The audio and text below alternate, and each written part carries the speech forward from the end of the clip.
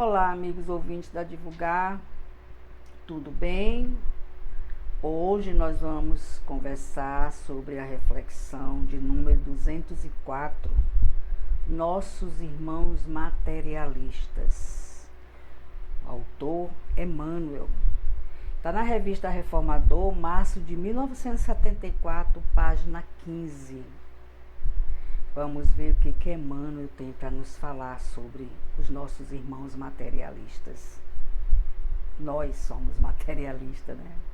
Muito. E ela começa assim: eles, os nossos irmãos materialistas, sentem-se temporariamente desligados da fé. Não porque o desejem, quase sempre observam-se empurrados para o frio da navegação, por acontecimentos aflitivos para cuja travessia não se prepararam devidamente.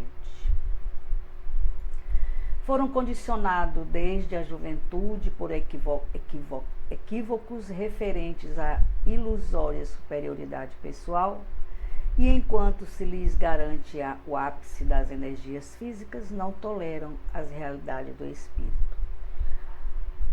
Eu costumo comentar nas minhas conversas com os meus familiares, com os meus amigos, que quando nós somos criados dentro de um parâmetro que não existe religião, não existe respeito, não existe limite, quando crescer muda. Ele ainda é uma criança. Ela vai melhorar com o tempo. Gente, nós vamos montando a personalidade daquele filho, com as nossas atitudes, com o que nós mostramos para eles, os nossos exemplos, né? Os nossos pensamentos, os nossos movimentos, como a gente olha o mundo, como a gente trata as pessoas, que nós somos os espelhos dos nossos filhos. Todo espírito chega aqui tendencioso, de vidas passadas. Mas se a gente conseguir, porque ele veio para se regenerar e nos escolheu para que nós o ajudássemos, não é verdade? Então, a gente precisa ter muito cuidado quando a gente está criando um filho, quando a gente está vivenciando com uma equipe de colegas, quando a gente está no seio da sociedade, porque o nosso exemplo, infelizmente, tem pessoas que são muito fáceis de serem manipuladas. São pessoas que são muito fáceis de olhar, fulano faz, por que eu não posso fazer? Mas a minha mãe faz isso, é porque está certo. Meu pai faz isso, é porque está certo. Então eu vou crescer com essas ideias na minha cabeça. Por isso que Emmanuel fala, né, que essas pessoas são vítimas da nossa maneira de mostrar o mundo para eles. De não darmos limite, de fazermos todos os gostos, né, de cometer atos ilícitos na frente dos nossos filhos, né, de fechar os olhos porque acha que aquilo vai passar. Não vai ficando arraigado na memória, e a pessoa cresce, quando se torna um homem às vezes desgostoso, às vezes sem prosperidade, porque não tem uma visão do mundo como deveria ter, né? Por isso Emmanuel fala, essas pessoas ficam condicionadas desde a juventude por equívocos referentes à ilusória superioridade pessoal, e enquanto se lhes garante o ápice das energias físicas, não toleram a realidade do espírito. Acham-se desafiados por enigmas da inteligência que aguarda a maturidade espiritual do mundo, a fim de serem resolvidos, sem os perigos da hegemonia e da guerra, e por não conseguirem soluções prematuras, se fazem pessoas ressentidas contra os poderes da criação, que devem prevalecer sobre os nossos desejos. Asseveram-se crentes da sabedoria divina, mas pretendiam comandar os desígnios da vida, caindo em ateísmo ao se reconhecerem desatendidos nas petições inadequadas que endereçavam aos céus. No momento de crise, recusando o sofrimento e ignorando-lhe a função de bênção das leis do universo, funcionando neles mesmos. Às vezes o sofrimento se faz necessário para que a gente possa acordar para uma mudança, né? Às vezes a gente precisa sentir na pele um sofrimento para que a gente possa acordar e mudar nosso comportamento. Mas nem sempre nós pensamos assim, né? Nós nos revoltamos, nós não aceitamos o sofrimento. Eu sou sobrevivente de câncer e eu digo para vocês com toda a convicção da minha alma, eu sou a Wanda do antes e depois do câncer. Foi um sofrimento muito grande, mas era necessário passar por ele. Hoje eu não tenho nenhuma dúvida disso. Eu percebo quanto eu melhorei. Olha que eu não sou fluxicheira, hein? Mas eu tenho consciência plena que muita coisa melhorou na minha cabeça, na minha vida, no meu modo de pensar, no meu modo de agir, depois do sofrimento do câncer. Então, às vezes, a gente precisa agradecer a Deus essas situações que a gente passa, essas dores que a gente vive, porque é para nosso bem. A gente só precisa entender isso, né? E é tão difícil a gente entender a dor, não é verdade? Mas se faz necessário às vezes. Eu não tenho dúvida disso, que o câncer veio para me melhorar. Me melhorar espiritualmente, me melhorar como pessoa, me melhorar como ser humano, me melhorar como mãe, como filha, como avó, como uma colega. Ou seja, baixar um pouquinho a minha crista, que ela era bem alta. Não sei porquê, mas eu tenho consciência disso. Continuando. Atenderam às sugestões inferiores inerentes à nossa própria natureza e depois de se acomodarem com situações indébitas que lhes impuseram desconforto à consciência, declararam-se afastados da paternidade divina e afirmam que Deus não existe, já que não nos preservou contra os amargosos resultados da culpa que deveriam ter evitado por si próprio. Nós sempre culpamos alguém, né?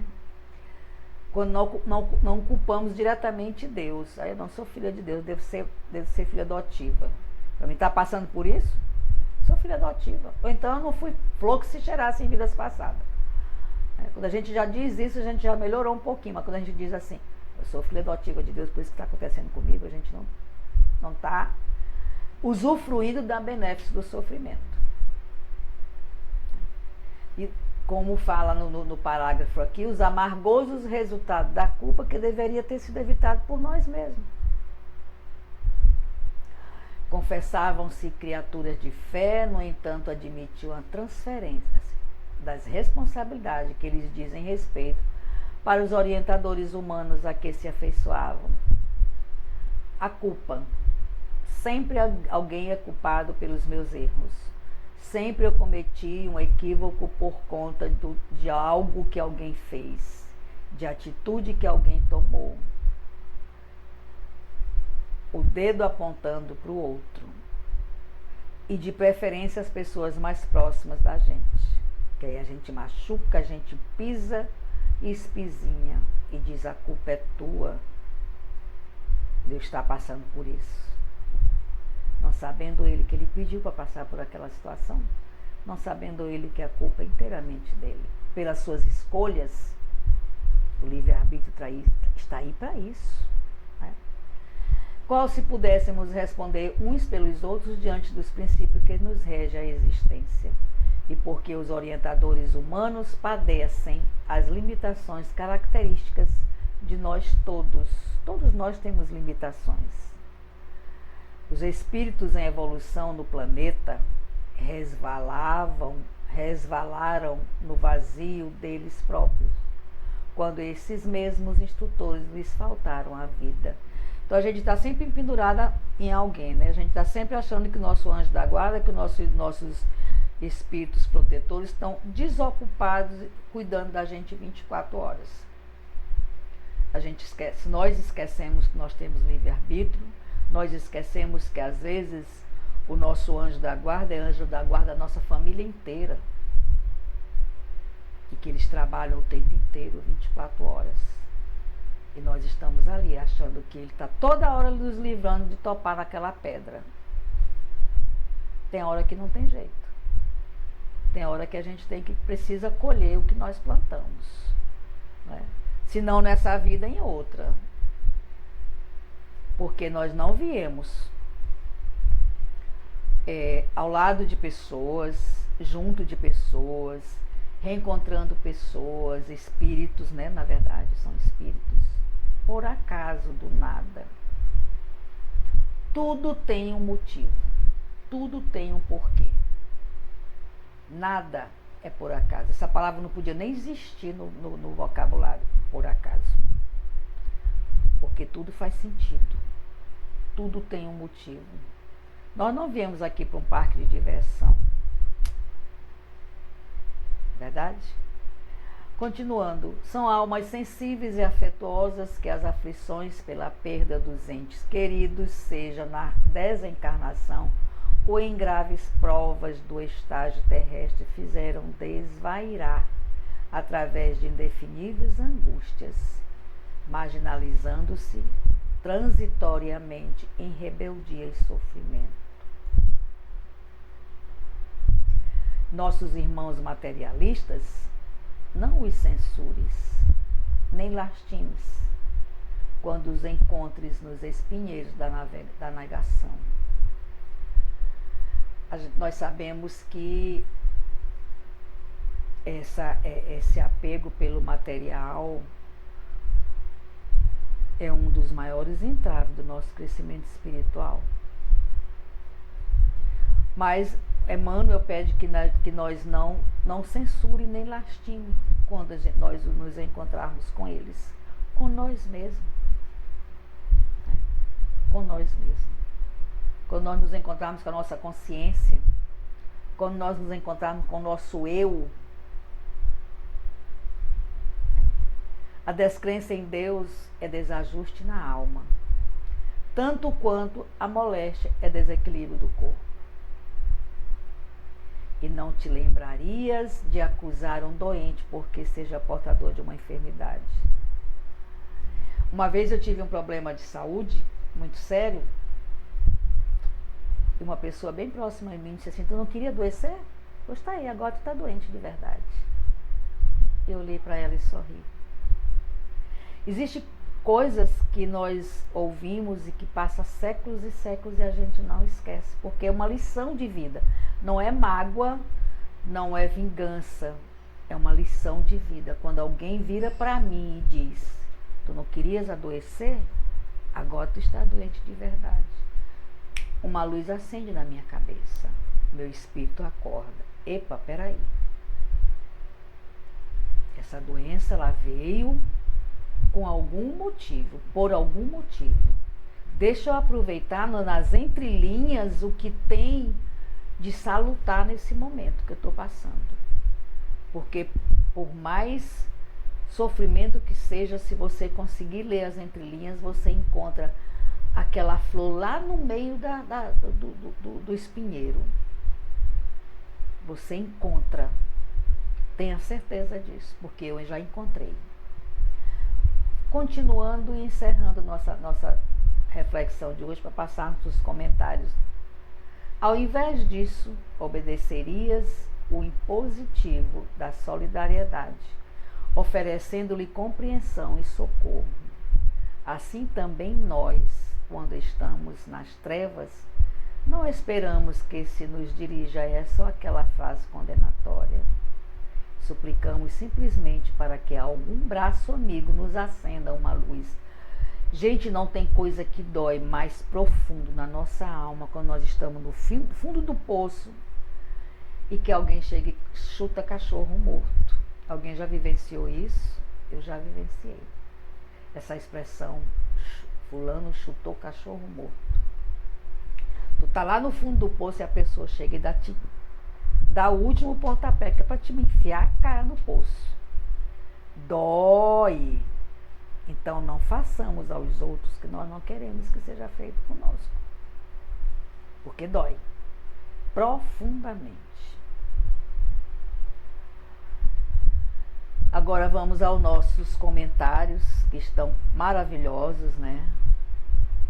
Sobre os nossos irmãos materialistas. Ele fala assim: nossos irmãos materialistas são aqueles que baseiam suas crenças e visões de mundo exclusivamente na matéria, desconsiderando a existência de qualquer realidade espiritual.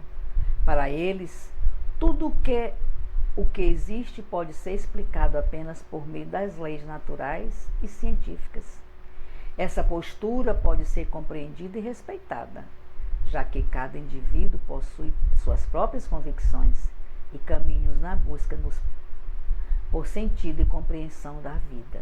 No entanto, o Espiritismo oferece uma perspectiva peculiar para aqueles que desejam ampliar sua visão de mundo e compreender a existência para além da matéria. A doutrina espírita propõe que somos seres espirituais imortais, em constante evolução, e que a matéria é apenas uma expressão temporária da nossa existência. A vida não se resume apenas ao que é tangível e visível aos nossos sentidos físicos. É importante destacar que o Espiritismo não busca converter ou persuadir os materialistas a adotarem suas ideias. O livre-arbítrio é um princípio fundamental na doutrina e cada indivíduo é livre para buscar sua própria verdade e compreensão do mundo. O Espiritismo se propõe a oferecer um conjunto de conhecimentos e reflexões que podem contribuir para o autodescobrimento e a evolução moral, independentemente da posição materialista ou espiritual de cada um. Tanto os materialistas quanto os adeptos do Espiritismo têm em comum o desejo de compreender a realidade e encontrar respostas para os grandes mistérios da vida, ao estabelecer um diálogo respeitoso e aberto entre diferentes pontos de vista. É possível enriquecer o conhecimento mútuo e promover um maior entendimento sobre a diversidade de experiências e visões de mundo. O Espiritismo, ao mesmo tempo em que respeita a visão materialista do mundo, oferece uma possibilidade de compreensão mais ampla e profunda da existência, estimulando a busca por respostas que transcendam os limites da matéria e nos levem a uma evolução espiritual mais plena. E assim nossos irmãos materialistas podem encontrar no Espiritismo uma fonte de conhecimento e reflexão que lhes permita ampliar suas perspectivas e enriquecer as suas experiências pessoais. O importante é estimular o respeito mútuo, o diálogo e a busca por um mundo mais tolerante, onde diferentes concepções possam coexistir em harmonia e, dessa forma, o Espiritismo se coloca como uma abordagem complementar e alternativa para aqueles que desejam expandir seus horizontes e buscar além das respostas meramente científicas, através do estudo, reflexão e vivência dos princípios espíritas. É possível desenvolver uma compreensão ampliada da existência e adquirir ferramentas para uma vida mais plena e significativa. E assim nós encerramos mais uma reflexão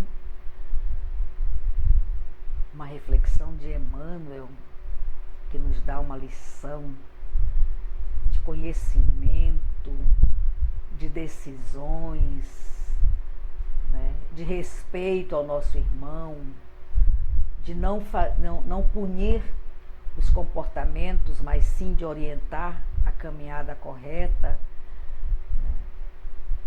E eu feliz por ter tido a oportunidade de dividir com vocês essa maravilhosa reflexão. E mais uma vez, muito obrigada pela companhia. Não deixe de dar o like, de fazer comentários, de dar sugestões. Eu estou aguardando a sugestão de vocês. Se inscreverem no canal para que o YouTube entenda que nós precisamos estar no ar. A espiritualidade nos orienta, nos conduz nesse momento. Wanda Barros, para divulgar.net. Até a próxima.